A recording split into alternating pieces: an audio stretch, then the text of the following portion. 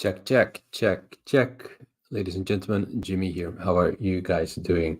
Let me know in the chats if you can hear me. I always like to get some form of confirmation from your end. Let's talk mainly about why people are running out of patience, why patience is so important, and about discipline, trading, and how I view the markets. Drop some questions, some comments in the comments box. See you guys in 25 seconds from now.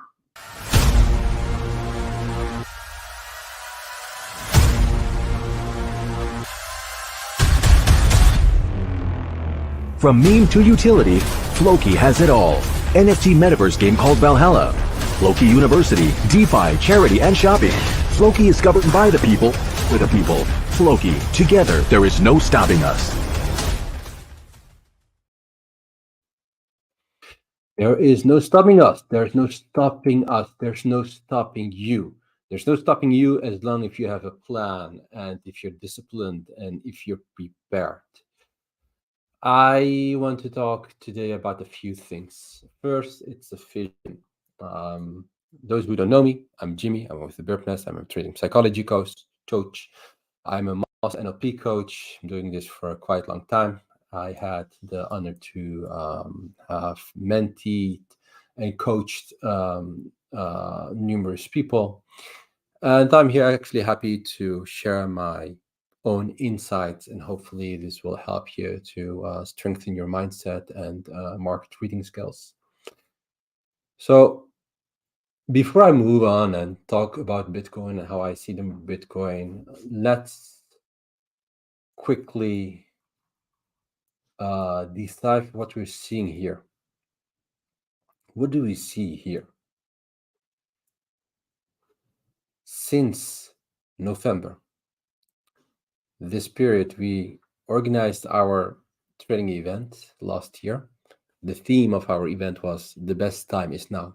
We literally believed that the best time to invest in the markets, in yourself, was now, back then in November 22. We are now last day of November 2023. And look, this amazing movement Bitcoin made. And now ask yourself, who was in this disbelief when Bitcoin was making its moves to the upside? I do recognize that this move here was quite an interesting move. Made some decent higher lows, higher highs. And then something else happened which made us a little bit doubt this consolidation zone. So it was consolidating here for a while. You could say this was a rectangle formation or a range. The more official term for this is rectangle. This is a rectangle. Actually, really nice rectangle. And what happened here?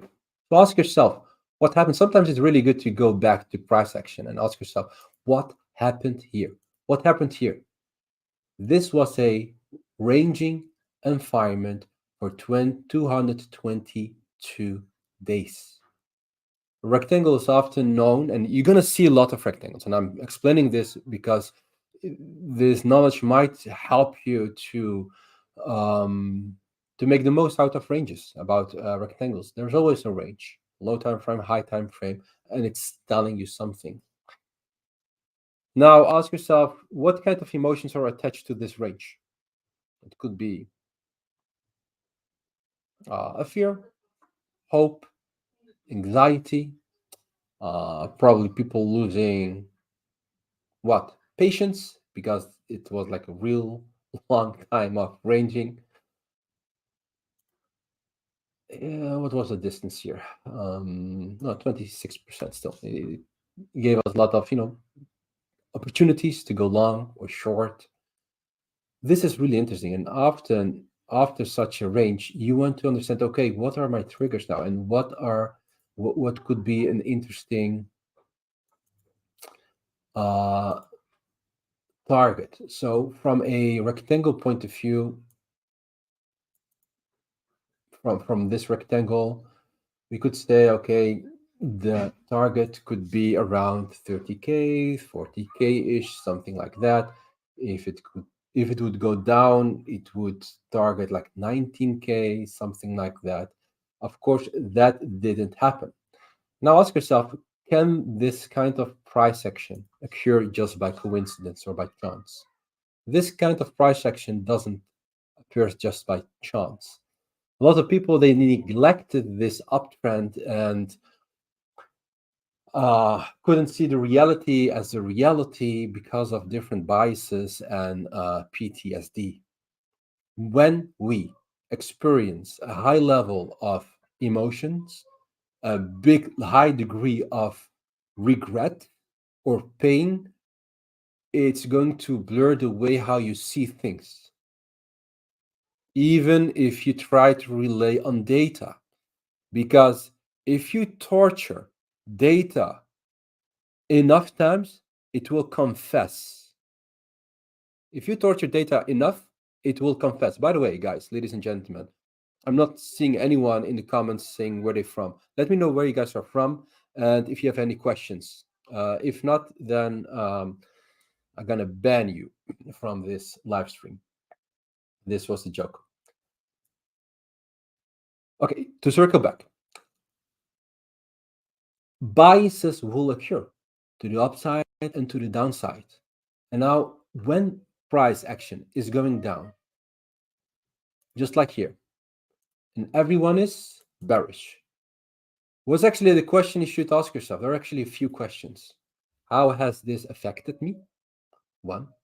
Two, if price is going down or up, ask yourself who's going to sustain this trend. It doesn't matter if it's the uptrend or a downtrend. Ask yourself this question. This is a mindset question. It helps you to read market psychology and the charts from a different perspective. Who is going to sustain this trend after such a decline or such an uptrend?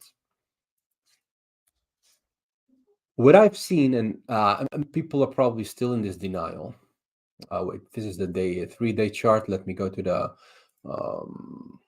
1-day chart.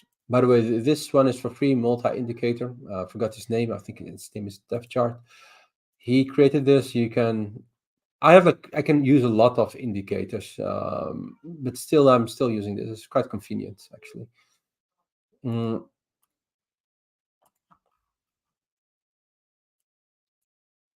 When the MA or the EMA is kind of flattening, it means there is a exhaustion. It means like the trend where it came from is kind of exhausted. And that's exactly what we have seen here, especially good visible on the 200 MA. And ever since it was rising. And even when this is rising, people were in a denial phase. The way how you can use MAs, there are actually numerous ways how you can use MAs. One, a cross. Probably not so reliable as when people are using price crossing the MA. So when price crosses the MA, often it gives you a more reliable signal when you see a cross. It could like be a bull cross, 12 MA crossing the 21 or the 50 crossing the 200 MAs. They all need to be put in a certain context to really understand the MA crosses. But the most reliable one is when, especially on the 200 MA on the weekly or the daily, also on the weekly, when price is crossing the MA and you see starting the MA curling up, it means that a new trend is about to happen. And this is exactly what we've seen here. Price went here up, as you can see, made this beautiful retest and went up again. But what happened here during this retest? PTSD. People were screaming, oh shit, we're going down. It's over now. They kind of neglected this uptrend, only giving a lot of focus to this downtrend. And then it went up again. This was like our high time frame resistance. And because people were serving this price action, let me mark this. I think why I'm actually maybe you can ask yourself, why are you actually discussing, historic data? Well, it's actually for a few reasons. Because only if I explain you this, then you will explain the next phase of this session with me. This price action caused a lot of recency bias. People see, hey, things are prices going up, price will most likely continue going up, without knowing that it could give us like a pullback and a ranging environment here. So what I'm trying to say is recency bias can blur your decision-making process, and you will use the chart and your indicators in such a way that it will fit your bias. That's what I mean with, if you torture the data or the indicators or the oscillators or the MA enough times, you're going to find reasons and ways so it can fit your bias. And this is one of the premises of NLP, neuro-linguistic programming. We don't see the world as how it is. There's a NLP presupposition. The map is not the territory. The map is not the territory. And we see things, we tap into the world through our five senses. And based on our filter, like we have all mental filters, we're going to delete, distort, and generalize the information in such a way that it will fit our bias. Your brain, your beautiful brain, this powerful machine is doing this for you automatically for a few reasons. One of the reasons is to keep your sanity. There's a lot of information. Your brain cannot keep up with all that information. So eventually you're gonna, only utilize like a small fraction of the information, and you will generalize and delete and distort information in such a way that it will fit your bias. Now, let me. Bitcoin is now here ranging, nice ranging environment. Now again, let's ask yourself, what happened here actually? After this really impulsive move up, what happened here? It had like some resistance. This was the SNR flip, really beautiful, and now it's ranging. Nothing more, nothing less. And it's ranging here for a few days, actually for a few weeks, 23 days since this, 21 days. So it's here ranging 21 days. So here up, down, up, rejected, but I call this a soft rejection. And the more technical term for this would be a shortfall. If you consider this as a range, as a rectangle, this is your range high, this is your range low. If price taps into this range high and it goes down again, but not entirely back to the range low, what does it mean? What is this information telling you? I know there's a lag of a few seconds, so I will pause here for a few seconds to give you the opportunity to reply.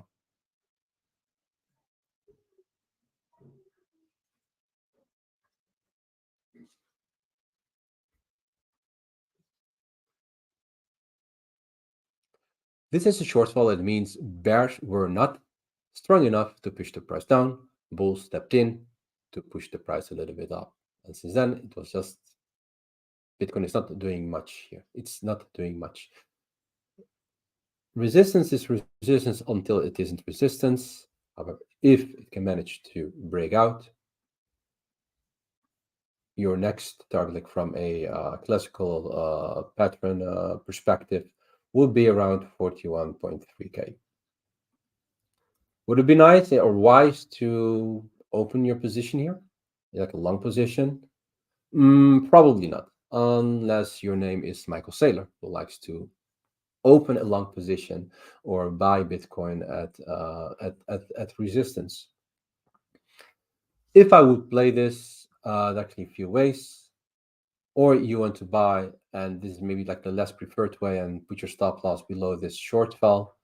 Or you want to wait for maybe like a potential full retracement or a breakout. Probably a breakout retest would give you a better probability trade setup. This is this range also does something with people. If price doesn't keep up with this momentum for quite a long time, what will happen with people's emotions? What will they start to think? Every drop could be potentially a reversal to the downside. That's one. Secondly, people are going to run out of patience. This is an area where people are actually losing money. I believe the most likely scenario is we're going to see some more upside continuation. But in this range, people are getting liquidated from the positions trading altcoins or other shit coins. Just because Bitcoin is ranging here, it's not doing much. Still, people are risking a lot of money, which I think is stupid because there's no real trend here at the moment for 22 days. I know the primary trend is up. That's a fact. The primary trend is up.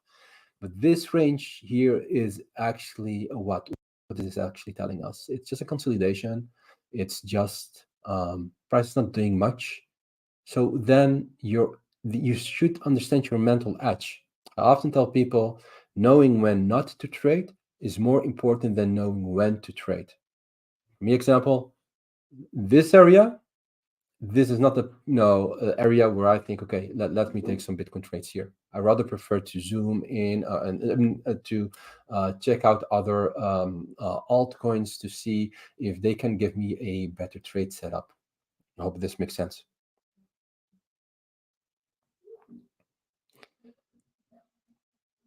I can see people from Atlanta, UK. Nice.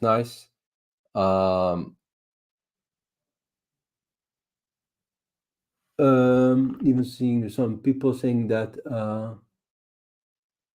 we dumped hard. Honestly, I'm not sure, where we have dumped hard, to be honest. Bitcoin is just in an up movement, but people will experience, and this is important to understand because people are gonna run out of patience and out of discipline. People gonna experience a lot of bear markets in bull market. There's a reason why so many people they lost money in 2021 and in 2020 because when there's a major dip, and Bitcoin is really good in making and creating these dips of 10%, 15%, 20%, people will see this and perceive this as a bear market and they were going to give up. If you have a high time frame, let's say 3 day, 1 day, 1 week, you should stay away from the 15, 13-minute and the 1 hour chart, if this makes sense. Otherwise, this will affect your decision-making process, and most likely you're going to lose a lot of money. Also, when there is a lot of ranging, I think most people should stay away from leverage. But if you would be that person who trades on leverage,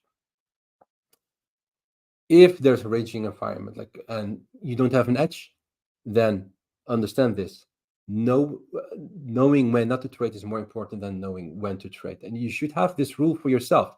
You should have this rule written on a piece of paper, not just on, just not like an unwritten thing in your head, just an idea or a thought. You should have this written on a piece of paper, when to trade and when not to trade, and have these principles, these rules, when okay, this is the time to take a step back and this is the time to just not trade.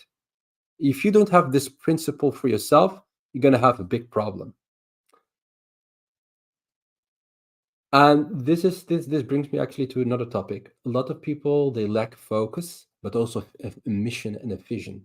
They don't know, they just ape in, they just do things without having a clear playbook. Another example why so many people, and I'm talking about a lot of people, they gave up. If you bought Bitcoin or any other altcoin around the Corona crash, and it went up and it went down again, and you gave up or most of your profits, you're not the only one. A lot of people are backholding. A lot of people are backholding and thus are kind of in a depression, and this caused them a lot of PTSD, stress, anxiety, and a blurred vision of the current market condition. If you don't know when it's enough for you, to take profit, then you will never have enough. If you don't know when it's enough, you will never have enough. If you don't know where you're wrong, you will be always wrong. This is my principle. If I don't know where I'm wrong, I will be always wrong. Know your invalidation levels, even as an investor, as a high time frame trader, and understand if you don't have a vision of a future that fits your strategy and the way how you see the market and your risk profile, you will be left with the vision of the past, meaning you're going to repeat the same questions, the same mistakes over and over again. There's a reason why 80-90% of traders lose money. One of them is lack of vision, no strategy, no mindset. They haven't cultivated like the right mindset. If this is you, then understand you need to work on a few things here, my friend. Otherwise, high probability that you will make money and end up losing a lot of money. Because the moment the market is going to reverse, we are really good. Like our beautiful brain is really good to come up with scenarios, excuses, and suggestions to hold on to our losing trades or our declining trades. And also understand trading, investing always comes with pain. I'm going to repeat this one and then I'm going to wrap it up. Trading, investing, it doesn't matter if you're winning or losing, will always come with pain. Always comes with pain. It will always come with pain. Let me give you an example.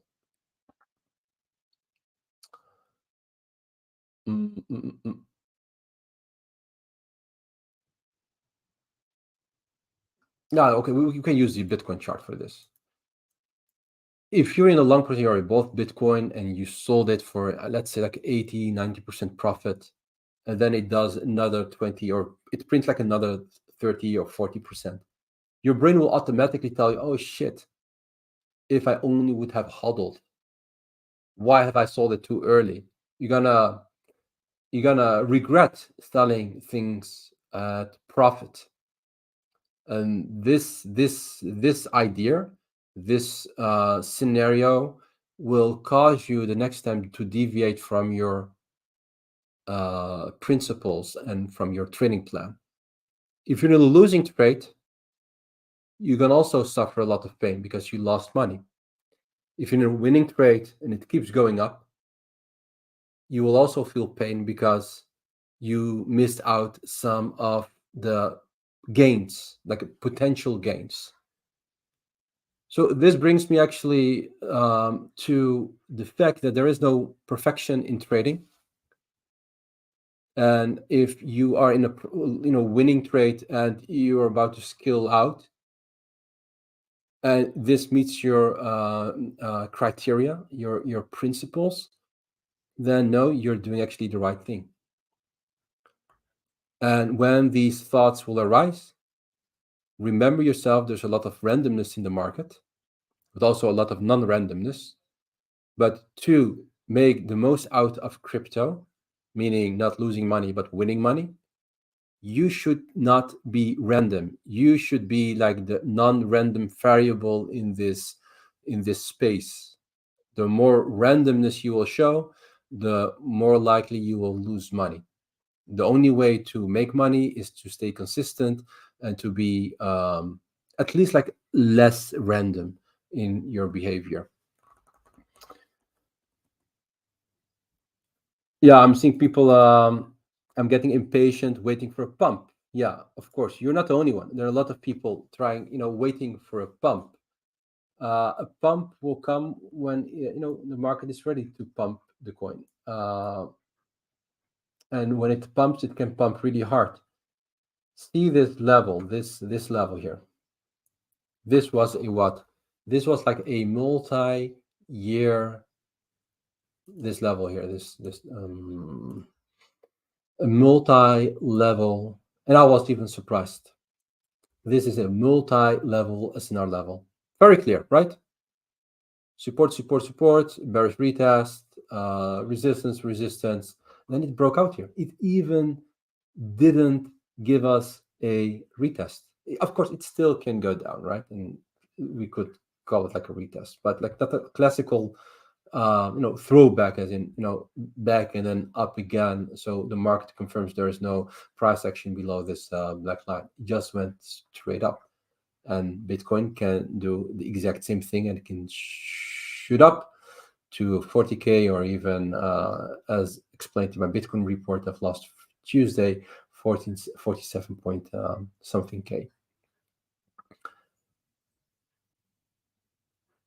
Altcoins, if they do better, some altcoins are doing way better, but in general, it's Bitcoin outperforming most of the altcoins. With altcoins, I mean the altcoins, basically the majors, right? Like the real high caps.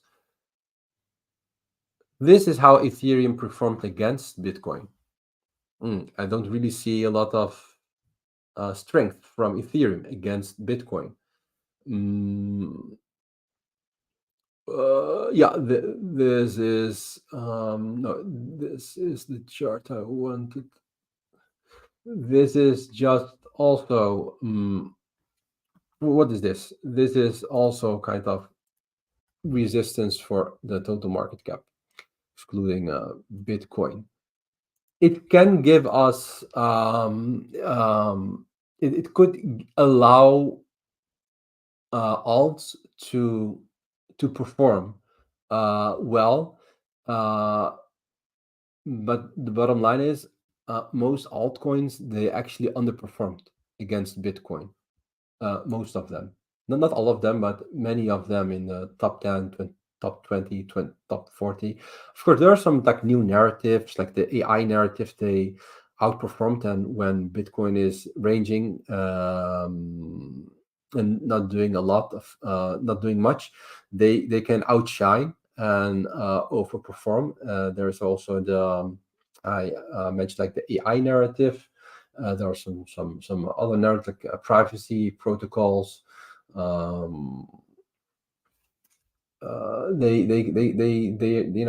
doing quite well. So there's obviously a rotation. Like Solana did really good, actually, in the last few months, and eventually the high quality project, or the projects where people believe in, like with the high conviction, they will eventually outperform Bitcoin. But yeah, you're right. When Bitcoin is ranging, it often allows alts to take nice to take to run a little bit, to catch up with Bitcoin. My proxy is to use the Ethereum Bitcoin chart. This is the weekly. This is also a range, actually, a big range of 945 days, something like that. So this is really impressive range. What I found interesting is the RSI cross actually this level. Often when that happens, it means, well, a reversal is maybe like about to happen. There could be like a catch up. It's still not a lot. I could be wrong, but if Ethereum breaks down here, it's just a continuation of this thingy, right? Of Ethereum out underperforming against Bitcoin. But this often could indicate that Ethereum wants to catch up. If that happens, good times for altcoins. I'm not claiming that there is now a altcoin horizon, alt rally, or altcoin season on the horizon.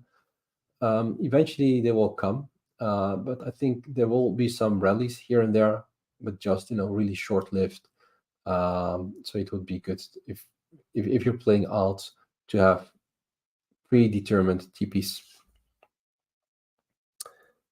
All right, ladies and gentlemen, let's call it a call.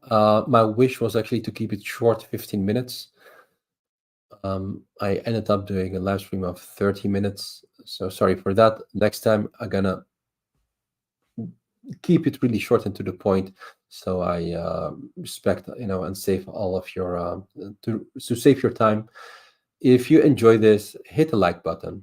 Just hit the like button without thinking. If you're watching this on Twitter, retweet it and let me know what you thought of it about it. If you liked it, let me know. If you didn't like it, let me know as well. We still can stay friends. No hard feelings. And let's talk soon, guys. Bye bye for now.